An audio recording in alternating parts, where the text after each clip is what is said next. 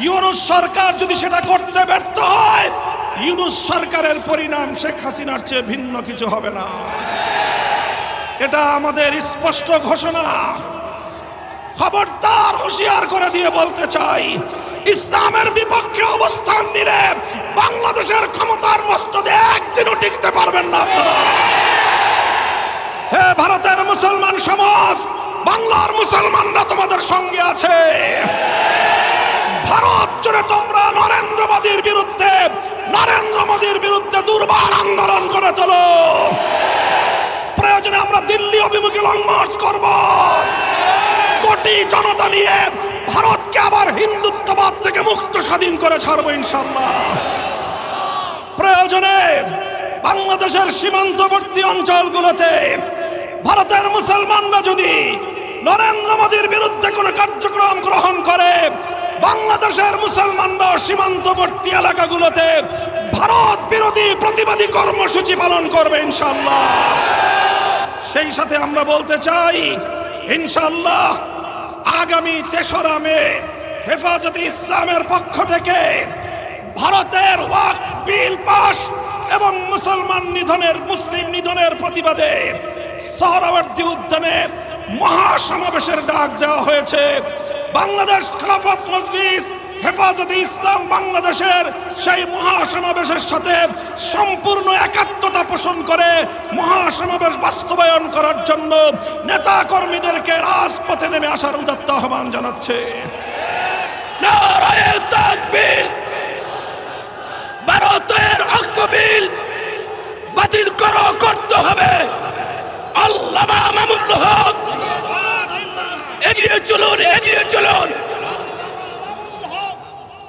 তাই আজ বাংলাদেশের জাতীয় মসজিদ বাইতুল মুকাররমের প্রাঙ্গণ থেকে 18 কোটি জনতার পক্ষ থেকে ভারতের 40 কোটি মুসলমানের প্রতি আমরা পয়গাম পাঠিয়ে দিতে চাই, উগ্র হিন্দুত্ববাদী নরেন্দ্র মোদীর বিরুদ্ধে আন্দোলন সংগ্রামে তোমরা একা নও। হে ভারতের মুসলমান সমাজ, বাংলার মুসলমানরা তোমাদের সঙ্গে আছে। ভারত জুড়ে তোমরা নরেন্দ্র মোদীর বিরুদ্ধে দুর্বার আন্দোলন করে তোলো। আমরা নরেন্দ্র মোদীর বিরুদ্ধে অ্যাকশন, অ্যাকশন! নরেন্দ্র মোদীর বিরুদ্ধে অ্যাকশন, অ্যাকশন! নরেন্দ্র মোদীর বিরুদ্ধে মামুনুল হকের অ্যাকশন, অ্যাকশন! আমির মজলিসের অ্যাকশন, অ্যাকশন! বাংলাদেশের অ্যাকশন। কাজেই আমি বলতে চাই, ভারতের মুসলমানরা যে কোনো কর্মসূচি ঘোষণা করবে, বাংলাদেশের মুসলমানরা তাদের পাশে থাকবে ইনশাআল্লাহ। প্রয়োজনে বাংলাদেশের সীমান্তবর্তী অঞ্চলগুলোতে ভারতের মুসলমানরা যদি নরেন্দ্র মোদীর বিরুদ্ধে কোনো কার্যক্রম গ্রহণ করে, বাংলাদেশের মুসলমানরা সীমান্তবর্তী এলাকাগুলোতে ভারত বিরোধী প্রতিবাদী কর্মসূচি পালন করবে ইনশাআল্লাহ। যদি প্রয়োজন মনে করি, আর এর পরেও যদি ভারতের মুসলমানদের নিধন বন্ধ না করা হয়, ভারতীয় মুসলমানদের স্বার্থের উপর একের পর এক আঘাত হানার সাম্প্রদায়িক এই কালো নীতি যদি ভারত সরকার পরিহার না করে, বাংলাদেশের মুসলমানরা ভারতের বিরুদ্ধে গোটা উপমহাদেশ ব্যাপী ঐক্যবদ্ধ সংগ্রামের ডাক দেবে ইনশাআল্লাহ।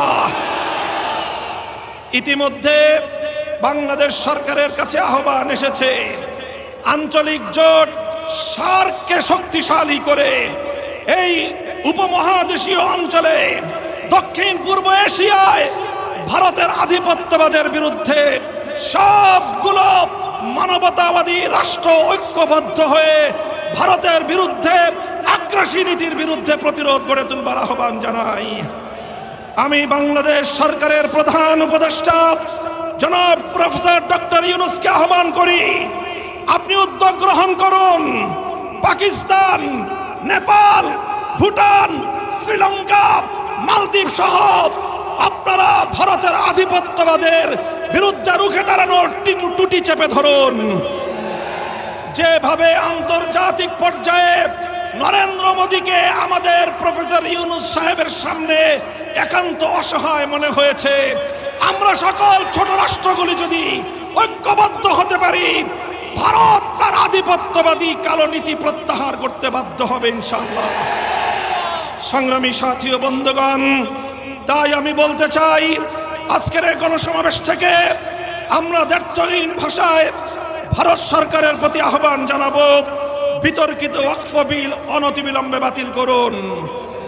যদি সেটা না করে বাংলাদেশ সরকারকে বলবো, ভারতের বিরুদ্ধে কূটনৈতিক, অর্থনৈতিক সব ধরনের পদক্ষেপ গ্রহণ করার জন্য আপনারা প্রস্তুতি গ্রহণ করুন। আঞ্চলিক জোটকে শক্তিশালী করুন। ভারতকে এক ঘরে করে ভারতের বিরুদ্ধে কূটনৈতিক যুদ্ধের ঘোষণা করুন।